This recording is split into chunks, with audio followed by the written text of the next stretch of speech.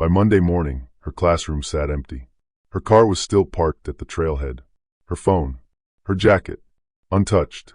But Marion Nelson, Millbrook's favorite teacher, had vanished without a trace. When you see what those German Shepherd did next, you'll understand the meaning of loyalty. Marion Nelson locked the door of her small-town classroom on a Friday afternoon, her fingers lingering on the cold metal handle longer than necessary. Another week done. Another weekend alone.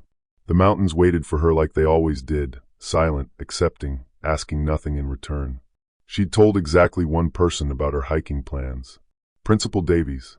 Just the usual trail, she'd said, waving off his concern with practiced ease.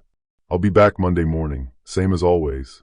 Her cabin sat 40 minutes outside town, tucked against the forest edge where cell service died and the world finally went quiet. That's exactly how she liked it. No questions. No small talk.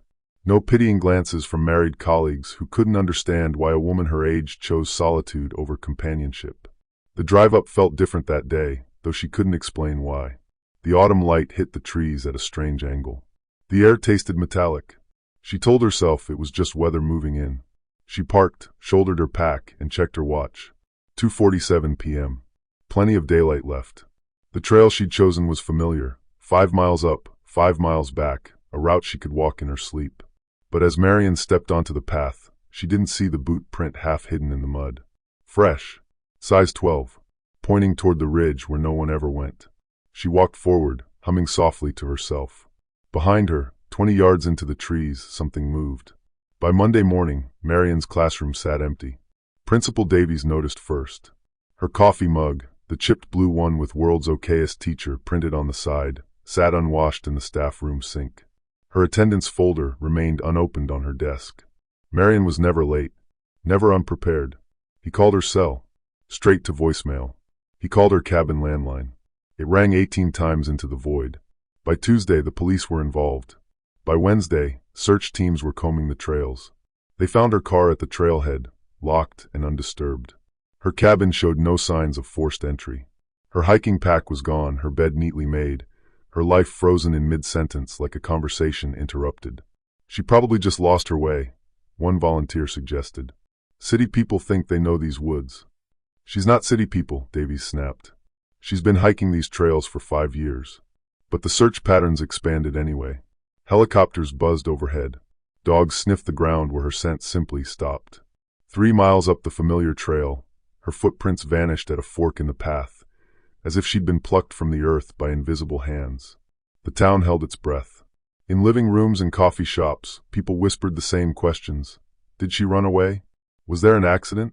Could someone have taken her? No one wanted to say the last part out loud. Meanwhile, 15 miles away on the old Garrett farm, 2 German shepherds named Duke and Sadie hadn't come home for dinner. Their owner, Tom Garrett, stood on his porch calling their names into the dusk. The dogs didn't answer.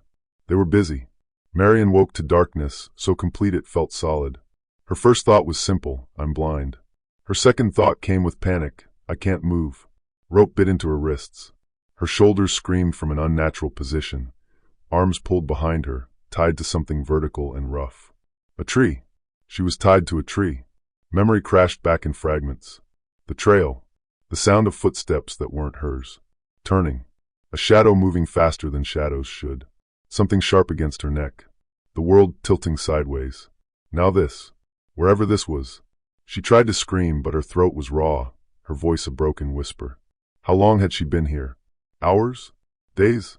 Her mouth tasted like copper and earth. The darkness wasn't total, she realized. Weak moonlight filtered through a canopy, so thick it barely registered. She was deep in the forest. Off trail. Somewhere no one would accidentally find her. Terror moved through her in waves. She forced herself to breathe. Think, Marion. Think. Her feet were bound separately, rope looped around each ankle and staked to the ground. Professional. Deliberate. Someone had done this before, or had planned it obsessively. A sound froze her thoughts. Footsteps. Slow. Confident. Coming closer. You're awake. The voice came from everywhere and nowhere. Male. Calm. Almost gentle. Marion's heart hammered against her ribs. Please. Don't beg. The voice moved, circling her. It doesn't suit you, Marion. He knew her name. He stepped into the moonlight, and Marian's mind fractured. She'd expected a monster. Scars. Wild eyes. The face of obvious madness. Instead, she saw an ordinary man. Mid-40s maybe. Clean-shaven.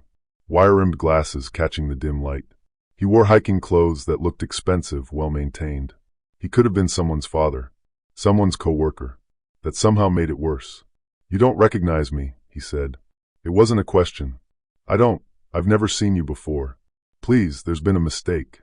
"No mistake."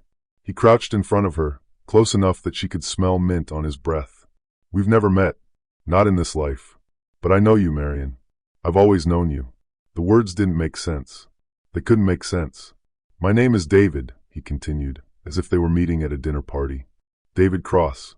You won't find me in any records. I've been very careful about that. What do you want?" His expression shifted, something like disappointment crossing his features. "You're asking the wrong questions. You should be asking why I drove 800 miles. Why I spent 6 months learning your routines. Why you, out of everyone in the world." Marian's chest tightened. 6 months. He'd been watching her for 6 months. "I don't understand." "You will." David stood, brushing dirt from his knees with casual precision. "We have time. All the time in the world, actually. No one's looking here. No one even knows this place exists." He pulled something from his pocket. A photograph. "Do you believe in past lives, Marian?" David held the photograph close to her face. In the weak moonlight, Marian could barely make out the details.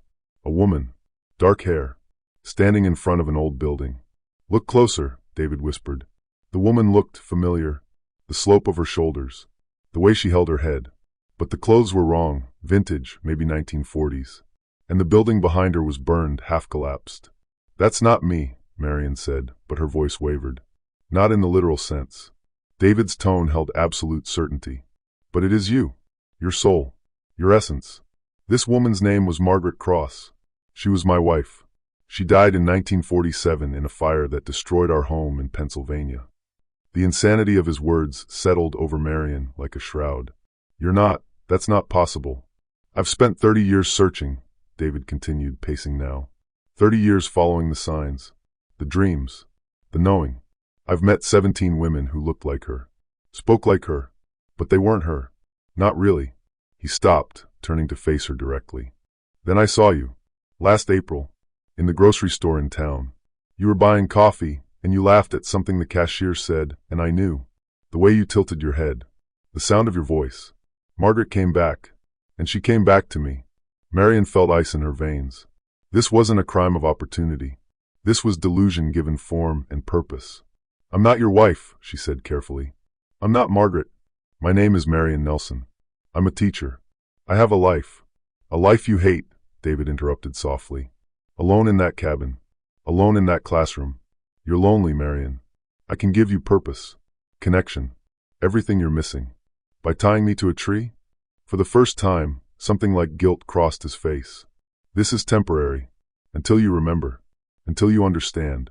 David left her with water and a protein bar he had to hand-feed her since her hands remained bound. The intimacy of it made Marian's skin crawl. She forced herself to eat, to drink. Survival first. Processing the horror could come later. "I've prepared a place for us," David said as he worked. "Once you remember, once you accept, we'll go there together. Somewhere safe. Somewhere we can start again. How long are you planning to keep me here?" "As long as it takes." He wiped her mouth with a gentleness that felt more violating than violence. Then he stood, gathering his supplies. "I'll be back tomorrow. Try to remember, Marian. Search your dreams. Margaret is still in there. She's waiting to come home." His footsteps faded into darkness. Marian was alone. The forest at night was never silent. Branches creaked. Animals moved through underbrush. Wind carried sounds that could have been anything. She pulled against the ropes until her wrists bled, but the knots held firm. Exhaustion finally dragged her under. Her last conscious thought was a prayer. "Please let someone find me. Please." 20 miles away, in the Garrett farmhouse, Tom Garrett heard scratching at his back door. Duke and Sadie stood on the porch, covered in mud and something else. Their paws were torn. Their collars were tangled with fibers that looked like rope. "Where the hell have you two been?" Tom demanded. Duke barked once, sharp and urgent. Sadie turned toward the forest and howled. Tom Garrett had raised German shepherds for 20 years. He knew their body language better than human speech. And something was wrong.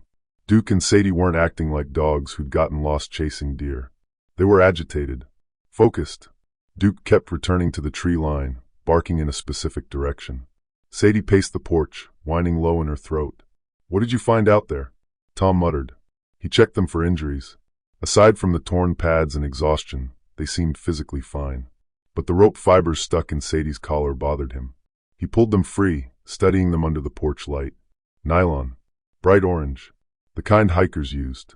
A cold feeling settled in Tom's stomach. He'd heard about the missing teacher. Everyone in town had. The search had moved to other areas, the state park, the river valley. No one was looking in the deep forest near his property. Too remote. Too difficult. But these dogs had found something. Tom made a decision. He grabbed his flashlight, his phone, and his rifle, not because he expected trouble, but because the forest at night demanded respect. "Show me," he told Duke. The dog took off immediately. Sadie followed, looking back every few yards to make sure Tom was keeping pace.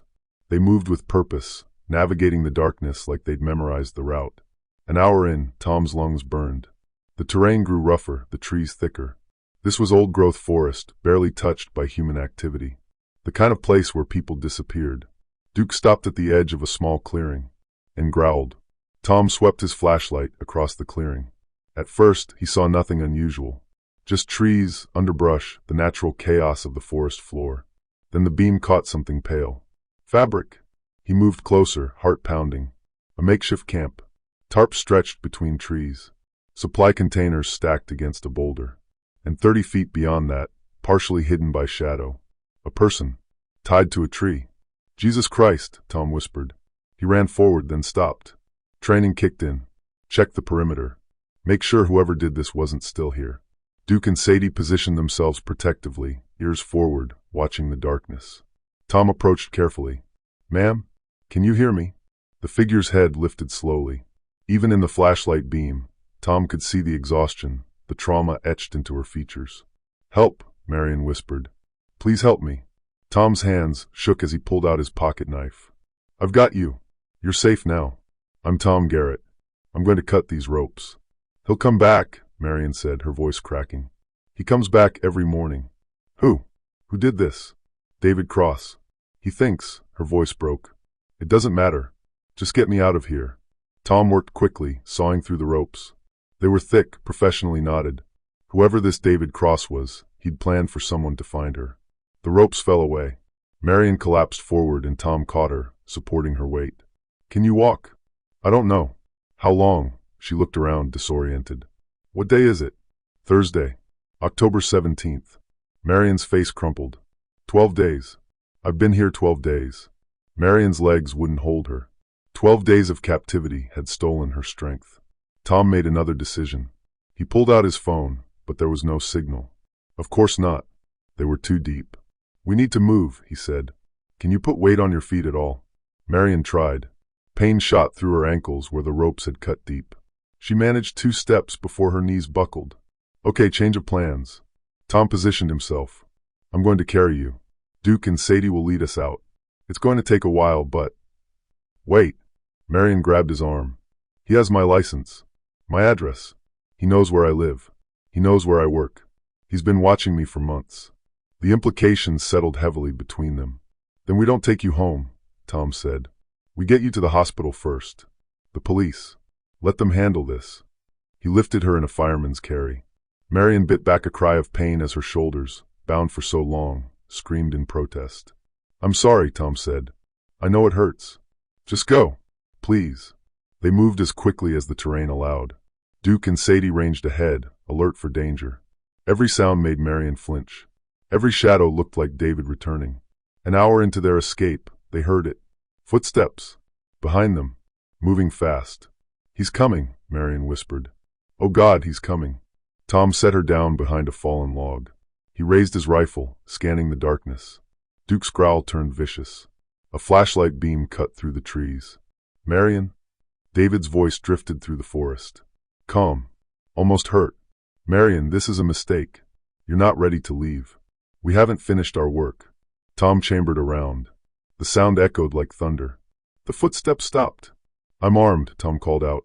"And I've already called the police. They're on their way." A lie, but a necessary one. Silence stretched. Then David's voice came again, closer now. "You don't understand what you're interfering with. Marion and I have a connection that transcends this lifetime. You can't break that with threats." "She's not your wife," Tom shouted back. "She's a kidnapping victim. Walk away now and maybe you see a courtroom instead of a body bag." Marion clutched Tom's jacket, her breath coming in short gasps. "He won't stop. He's been planning this for years. In his mind, I'm already his. In his mind doesn't matter out here." Tom kept his rifle trained on the flashlight beam. "Sir, I'm giving you one chance. Drop the light and leave. Now." "I can't do that." David's voice held genuine regret. "I've searched too long. Lost too much. Marion is the answer to everything. I won't lose her again." The flashlight moved. David was circling, trying to flank them. Duke barked a warning. Sadie positioned herself in front of Marion, teeth bared. "Last warning," Tom said. "She came back for me," David continued, his voice taking on a desperate edge. "The universe doesn't make mistakes. Margaret died in 1947, and she's been searching for me ever since. Every incarnation. Every lifetime. Finally I found her. I'm not Margaret." Marion's voice cracked with emotion. "I'm Marion Nelson. I'm 36 years old. I teach 4th grade. My favorite color is green. I have a scar on my knee from falling off a bike when I was 8. I'm a real person, not some ghost you've been chasing." The flashlight stopped moving. In the sudden stillness, they heard it, a helicopter, distant but approaching. Tom's phone had automatically retried its emergency signal every few minutes. One of them must have gotten through. "They're coming," Tom said quietly. "It's over." David Cross stood in the darkness, caught between delusion and reality. The helicopter grew louder. Searchlights would sweep the forest soon. He could run. He'd planned for this possibility. Had supplies cached in 3 locations. Could disappear for months, years if necessary. But Marion was right here. "Come with me," he called out. "Please. We can still go. I have everything prepared. A cabin in Montana. New identities. A life where we can be together without interference." "She's not going anywhere with you," Tom said. "I'm talking to my wife."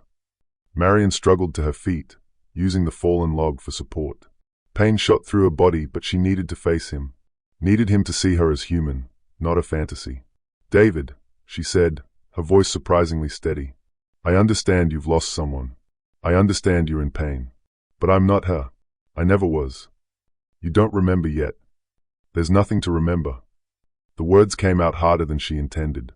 "Your wife died almost 80 years ago. She's gone. And I'm so sorry for your loss, but keeping me tied to a tree won't bring her back. It just destroys another life. My life." The helicopter was close now. Lights strobed through the canopy. David made a sound that might have been a sob. "I spent everything searching. My marriage. My career. 30 years following the signs. How can I just walk away?" "Because the alternative is prison," Tom said. "Or worse. And deep down, you know this isn't real. You know what you've done." Marion saw something shift in David's posture. For just a moment, the delusion cracked. She saw the man underneath, broken, lonely, desperately trying to fill a void that could never be filled. "Let me help you," she said softly. "Not as Margaret. As someone who understands loneliness. Turn yourself in. Get help. Real help." The helicopter was directly overhead now. David dropped his flashlight. The forest exploded with light and sound. State police descended on ropes, tactical gear glinting. Dogs, real search and rescue teams this time, flooded the area. Paramedics followed with stretchers and equipment. David Cross didn't run. He stood in the clearing, hands visible, as officers surrounded him. When they cuffed him, he looked back at Marion one last time. "I really thought it was you," he said. Then they led him away. Marion collapsed as soon as she saw the uniforms. Tom caught her again, lowering her gently as paramedics rushed forward. Possible hypothermia, severe dehydration, rope burns on wrists and ankles. One paramedic rattled off. Can you tell me your name?" "Marion Nelson." Her voice was barely a whisper. "I want to go home." "Soon," the paramedic promised. But first we need to get you to a hospital. As they loaded her onto the stretcher, Marion reached for Tom's hand. Your dogs, Duke and Sadie. They saved my life. Tom looked at his two mud-covered German shepherds, who watched the proceedings with what could only be called satisfaction. They are good dogs, he said simply. The helicopter ride to the hospital was a blur. Marion drifted in and out of consciousness, her mind unable to fully process that she was safe, that the nightmare was over. But even as the drugs pulled her under, one thought persisted.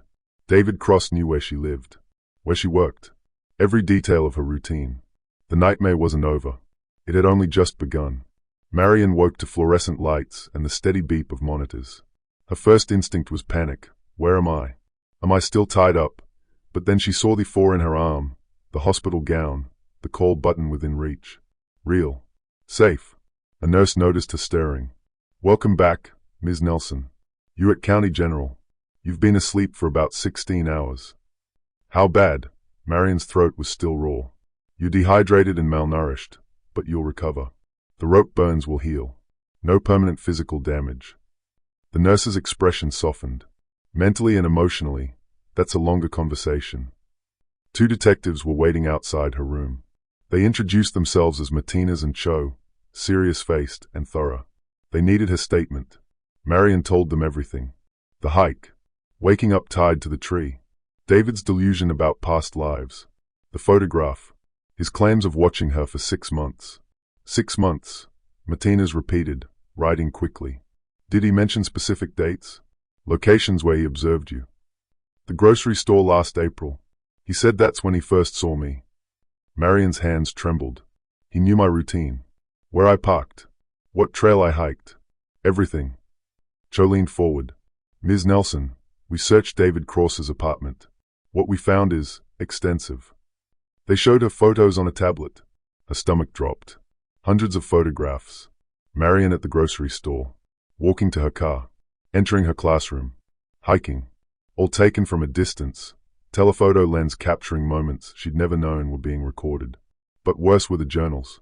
Page after page of David's handwriting, documenting his belief that Marion was his reincarnated wife.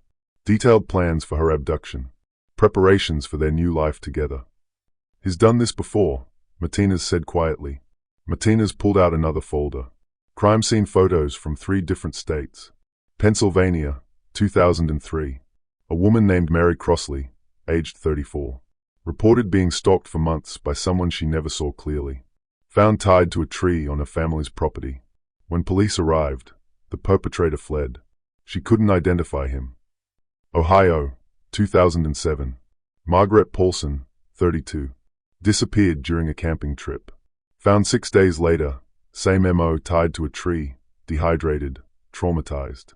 She described a man who believed she was his deceased wife reincarnated. Montana, 2014. Mara Chun, 35. Vanished from a hiking trail. Located after 8 days. Same story.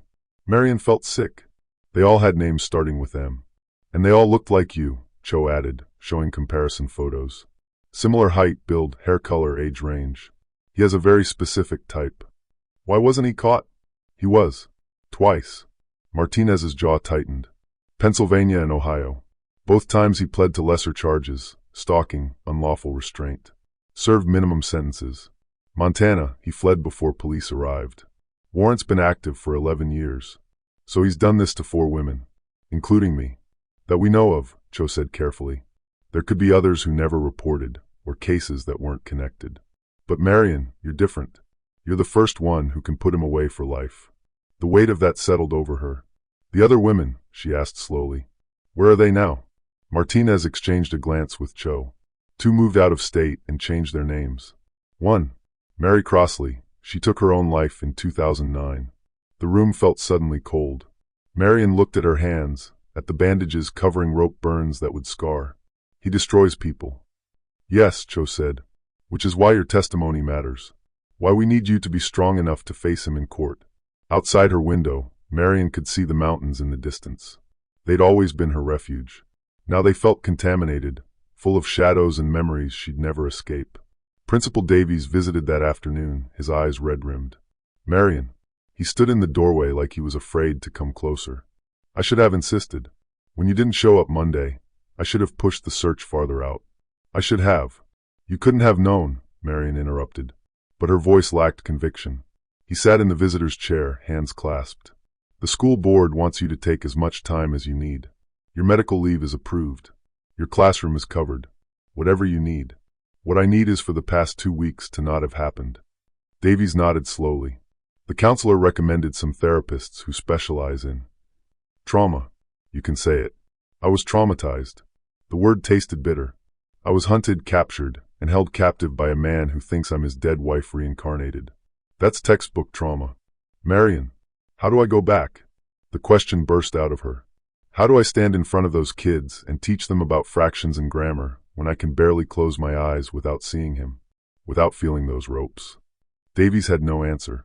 After he left, Marion sat alone with the question.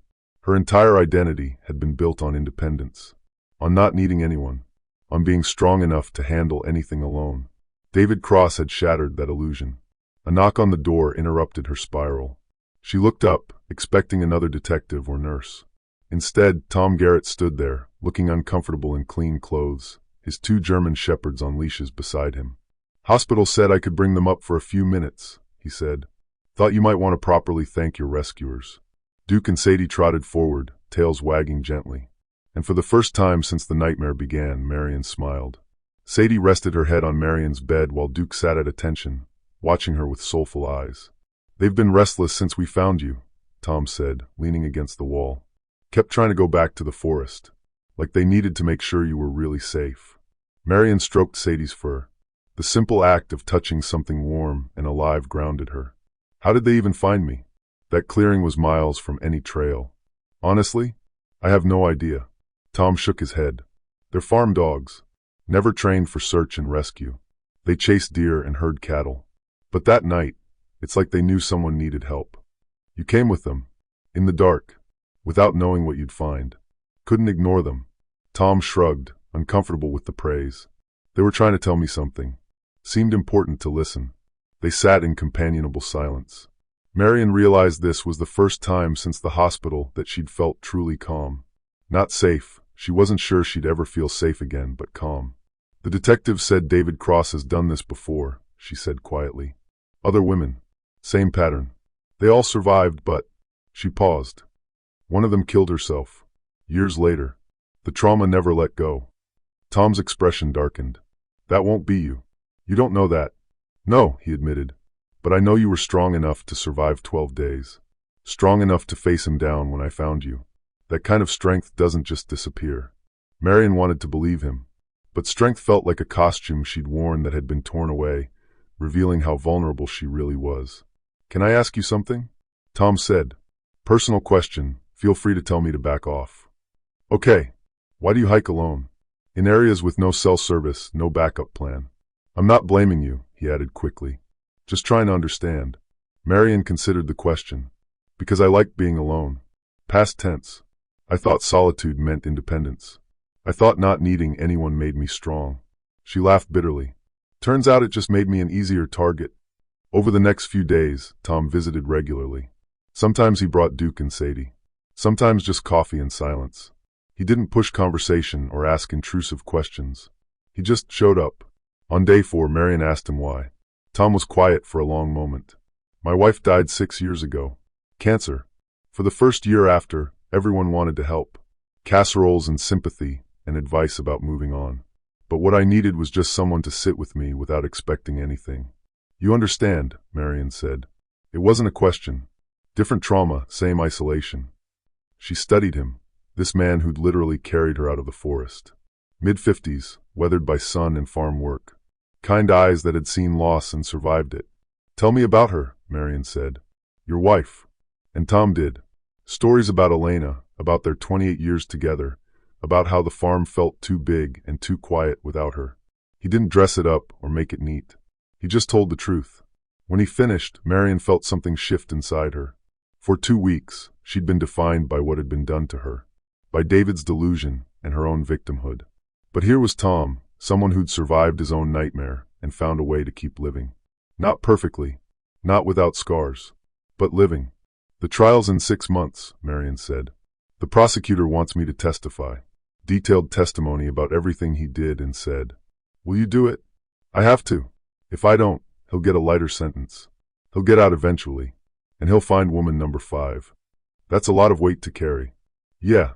Marion's hands clenched the hospital blanket. But maybe that's okay. Maybe I need to carry something other than fear. Outside her window, the sun was setting over the mountains. They looked different now. Not ruined, exactly. Just changed. Part of her story, rather than separate from it. Can I ask you something? She said. Shoot. After I get out of here, can I visit the farm? Meet Duke and Sadie properly? Tom smiled. They'd like that. Marion left the hospital on a gray October morning. The press was waiting. Cameras flashed. Microphones thrust forward. Questions shouted over each other. Ms. Nelson, how does it feel to be free? Were you afraid you'd die? What do you want to say to David Cross? Detective Martinez and 2 uniformed officers formed a barrier, escorting Marion to an unmarked car. She kept her eyes down, had pulled up, trying to make herself invisible. The news vans followed them to the police station, where she'd been temporarily housed. Her cabin was still a crime scene. Her classroom was miles away, and she wasn't ready to face it. She had no home to return to. That night, in a generic hotel room paid for by victim services, Marion stared at her phone. The messages had piled up. Colleagues offering support. Former students' parents expressing shock. Her sister in California demanding she come stay for a month. Everyone meant well. Everyone wanted to help. But Marion felt hollowed out, like she was performing being a person, rather than actually being one. Her phone rang. Tom Garrett. Just checking in, he said. Wanted to make sure you got settled okay. Define okay. Fair enough. A pause. The offer stands. Farm's got a guest room, if you need somewhere quiet for a while. No press. No expectations. Just space. Marion surprised herself by saying yes. The next morning, she packed her meager belongings, the clothes victim services had provided, her recovered phone and wallet, nothing else, and let Tom pick her up. The drive to the farm took 40 minutes. They didn't talk much. The silence was comfortable. When they pulled up to the farmhouse, Duke and Sadie came bounding out, tails wagging furiously. They remember you, Tom said, sounding pleased. The farm was nothing like Marion expected. She'd imagined isolation would feel like captivity, trapped, helpless, afraid. But this was different. The guest room had windows that opened. The door had no lock, by her choice. She could leave whenever she wanted. That made all the difference. Tom gave her space. Mornings, he was up before dawn tending animals. Evenings, he cooked simple meals and left a plate on the counter if she didn't emerge. Duke and Sadie appointed themselves her shadows, following her from room to room. They're worried about you, Tom observed one evening as they ate in companionable silence. Marion looked at the dogs flanking her chair. I'm worried about me too. The nightmares came every night. She'd wake gasping, phantom ropes tight around her wrists, David's voice echoing in her skull. You don't remember yet. But slowly, incrementally, things began to shift. One morning, she walked to the edge of the farm where the forest began. Her heart raced. Her palms sweated. But she stood there for 5 full minutes before retreating. Progress. Another day, she helped Tom feed the chickens. Simple, mindless work that required no emotional processing. Just movement and routine. You don't have to earn your keep, Tom said. You're a guest, not hired help. I need to do something, Marion replied. Sitting still makes it worse. Tom nodded, understanding without needing details. A week into her stay, the prosecutor called. Pretrial motions were being filed. David Cross's defense attorney wanted a psychiatric evaluation, planning an insanity defense. They're going to argue he genuinely believed you were his reincarnated wife, the prosecutor explained. That his delusion removed criminal intent. That's bullshit, Marion said flatly. He knew what he was doing. He planned it for months. I agree, but we need to be prepared. Your testimony will be crucial. After the call, Marion stood on the porch, shaking with rage. Tom found her there. He didn't ask what happened. He just stood beside her. He's going to try to make me the crazy one, she said. Like I somehow manifested his delusion. Like I'm responsible for what he did. A jury won't buy that. You don't know that. No, Tom admitted. But I know you. And when you're ready, you'll tell that jury exactly what happened. And they'll believe you. Marion wanted his certainty. Needed it, maybe. What if I can't do it? What if I get up there and freeze? Then you freeze. And then you unfreeze. And you keep going. Tom's voice was gentle but firm. That's how survival works. One moment at a time. 3 weeks later, Marion returned to her cabin for the first time. The police had released it as a crime scene, but returning felt impossible and necessary in equal measure. Tom offered to come with her. She accepted. The key stuck in the lock, she'd been gone so long. Inside, everything was exactly as she'd left it. Coffee mug in the sink. Book open on the side table. Her life frozen. Except it wasn't frozen. Dust had settled. The air was stale. Time had moved forward without her. Take what you need, Tom said from the doorway. No rush. Marion moved through the rooms like a ghost. Clothes. Books. Photographs of her sister's kids. But everything felt contaminated. David had studied these rooms. Had probably stood outside these windows watching. In her bedroom, she noticed something wrong. The jewelry box on her dresser was open. She never left it open. Inside, on top of her grandmother's pearls, was a folded piece of paper. Her hands shook as she unfolded it. Dear Margaret, I know you're confused. I know the authorities have convinced you I'm dangerous. But deep in your soul, you know the truth. We belong together. We've always belonged together. This isn't over. Even from prison, I'll be watching. Waiting. When you finally remember, I'll be here. Forever yours. David. The letter slipped from Marion's fingers. He was here, she whispered. After. He came back here after the arrest. Tom picked up the letter, his face darkening. He pulled out his phone immediately. Detective Martinez? We have a problem. The police descended within the hour. The letter was dated 3 days ago. David Cross was in custody awaiting trial. He couldn't have physically written it, unless he had help. We're checking visitor logs, Martinez said, bagging the letter as evidence. If someone's acting on his behalf, we'll find them. But the damage was done. Marion's last refuge, her cabin, the place she'd built her independent life, was compromised. Not safe. Not hers anymore. I can't stay here, she said. Not ever. I need to sell it. Tom nodded. Then we'll handle that. But right now we're leaving. The trial began in March, 5 months after Marion's rescue. The courtroom was smaller than she'd expected. David Cross sat at the defense table in a neat suit, looking more like an accountant than a predator. When he saw her, his expression softened, like he was seeing a beloved friend. It made her sick. The prosecutor, a sharp woman named Catherine Ross, approached Marion during recess. He's going to stare at you during your testimony. He's going to try to unsettle you. Don't engage. Just tell your truth. What if my truth isn't enough? It will be. When Marion took the stand, the courtroom fell silent. She'd prepared for this, practiced with Catherine, but nothing could have prepared her for the weight of David's gaze. Catherine led her through the testimony gently. The hike, the abduction, waking up tied to the tree, David's delusion, the 12 days of captivity. And during those 12 days, did Mr. Cross ever indicate he understood you were not his deceased wife? Tom picked up the letter, his face darkening. He pulled out his phone immediately. Detective Martinez? We have a problem. The police descended within the hour. The letter was dated 3 days ago. David Cross was in custody, awaiting trial. He couldn't have physically written it, unless he had help. We're checking visitor logs, Martinez said, bagging the letter as evidence. If someone's acting on his behalf, we'll find them. But the damage was done.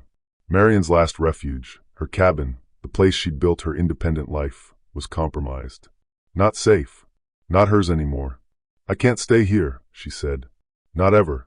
I need to sell it. Tom nodded. Then we'll handle that. But right now we're leaving. The trial began in March, 5 months after Marion's rescue. The courtroom was smaller than she'd expected. David Cross sat at the defense table in a neat suit, looking more like an accountant than a predator. When he saw her, his expression softened, like he was seeing a beloved friend. It made her sick. The prosecutor, a sharp woman named Catherine Ross, approached Marion during recess. He's going to stare at you during your testimony. He's going to try to unsettle you. Don't engage. Just tell your truth. What if my truth isn't enough? It will be. When Marion took the stand, the courtroom fell silent. She'd prepared for this, practiced with Catherine, but nothing could have prepared her for the weight of David's gaze. Catherine led her through the testimony gently. The hike, the abduction, waking up tied to the tree, David's delusion, the 12 days of captivity.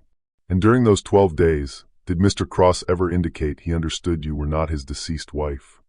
Yes, Marion said clearly. Multiple times, I told him I was Marion Nelson. I told him about my real life, my job, my family. He would acknowledge what I said, then immediately return to calling me Margaret and talking about our past lives together. He knew I wasn't her. He just didn't care. The defense attorney, a smooth-talking man named Preston, objected repeatedly. But Catherine was relentless, drawing out every detail of David's planning, his previous victims, his calculated choices. When Preston cross-examined, he tried to paint Marion as confused, traumatized, possibly misremembering. Isn't it possible, Ms. Nelson, that my client's mental illness created genuine delusion? That he truly believed you were his wife? His mental illness doesn't erase my kidnapping, Marion shot back. He chose to stalk me. He chose to learn my routine. He chose to tie me to that tree. Those were choices, not delusions. Preston tried another angle. You've been staying with Mr. Garrett, the man who found you. Isn't it true you've developed feelings that might cloud your judgment? Catherine objected before Marion could respond. The judge sustained it, but the question hung in the air. After 3 hours of testimony, Marion stepped down. Her legs barely held her. Tom was waiting in the hallway with Duke and Sadie, emotional support animals, specially cleared by the court. You did it, he said quietly. Marion collapsed against him, finally letting the tears come. The jury deliberated for 6 hours. Guilty on all counts.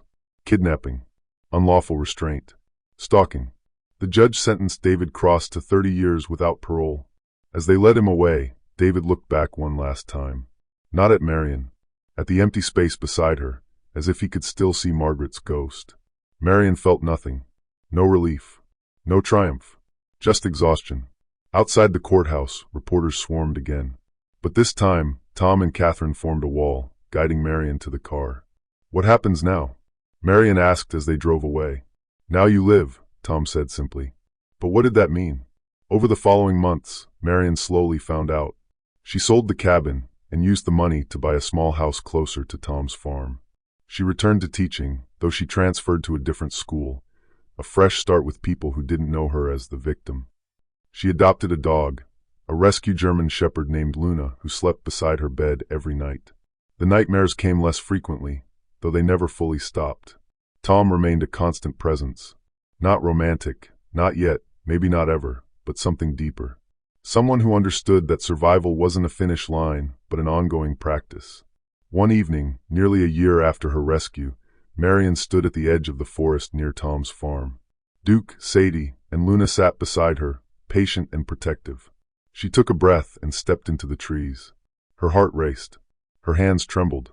But she kept walking. 10 steps. 20. 50. The forest didn't swallow her. It just existed, neutral and indifferent. After 15 minutes, she turned back. Not because she was afraid, but because she'd proven what she needed to prove. She could enter the woods and leave again on her own terms. Tom was waiting on the porch when she returned. He didn't ask where she'd been. He just handed her a cup of coffee. Principal Davies called, he said. Your student, Emma Reyes, won the district writing competition. She dedicated her essay to you. Said you taught her that stories matter because they help us understand we're not alone. Marion felt something crack open in her chest. Not breaking. Opening. I need to call her, she said. Later, Tom suggested. Right now, dinner's almost ready. And I think Sadie stole a chicken breast off the counter. A laugh bubbled up, unexpected, genuine. The first real laugh in a year. As the sun set over the mountains that had once been her sanctuary, then her nightmare, and were slowly becoming just mountains again, Marion realized something. David Cross had tried to trap her in his delusion, to make her into someone she wasn't, to erase Marion Nelson and replace her with a ghost. He had failed. She was still here, still Marion, still teaching, still healing, still finding moments of unexpected joy between the hard days. The story wasn't over. Trauma didn't work like that. It didn't have neat endings or final chapters. There would be setbacks, triggers, days when just getting out of bed felt impossible. But she was no longer alone in the forest, and that made all the difference. Inside the house, Duke barked, probably at Sadie for stealing his toy. Luna pressed against Marion's leg, warm and solid. Tom called out that dinner was ready, his voice carrying comfort and normalcy. Marion took one last look at the darkening forest. Then she turned toward the light spilling from the farmhouse windows and walked inside. The door closed behind her, not trapping her, just giving her a place to rest before tomorrow began again.